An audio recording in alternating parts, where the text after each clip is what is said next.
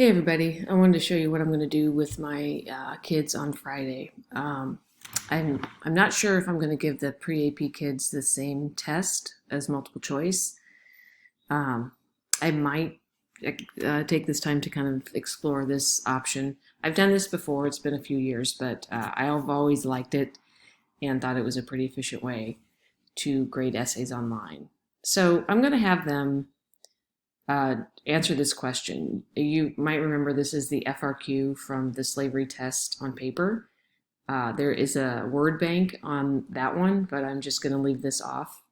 I offer them this because I think it might be a simple question for them to answer with their notes in front of them, and also a good way for them to organize their writing. It's a quick, easy way, and it lends itself well to some good structure. But anyway, what I'm going to show you here, I'm just going to make a copy of this master one, and I'm going to show you how to grade an answer. Okay. So I've got the rubric up here, and to be honest, I have done a few troubleshooting ideas, and with Maddie's mathematical help, I was able to figure out how much each of these squares are worth because I've based it on a 100-point scale. So it could be one way or the other. You could either have it worth 24 points because there are 4 columns and 6 categories, or make things difficult like me and make it 100 points and then figure out the square value. But anyway, you would take their answer. So imagine that a student has written an answer down here and they submit it. This would be just like something you would make a copy of and hand it out, and then they would turn it in. Now for you, you're going to have to go to get add-ons, which you know is just like adding an app on your phone or whatever. And it's called Orange Slice. And once you have that, it appears here in your add-ons column, add-ons tab, I should say, and then go to Score Rubric. And then it pops up on the right any second now. All right.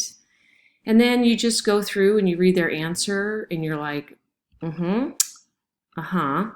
yes, I like what you've done there. Ooh, we didn't capitalize stuff. Okay. And then you have it all scored, and then you process the grade down there, that blue button there, and you just let the rubric do all of the work, and then it tabulates the score. And then you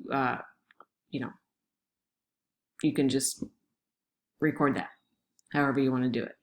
Again, the point value is up to you. You can leave this as a 4, 3, 2, 1, and then have the total be 24.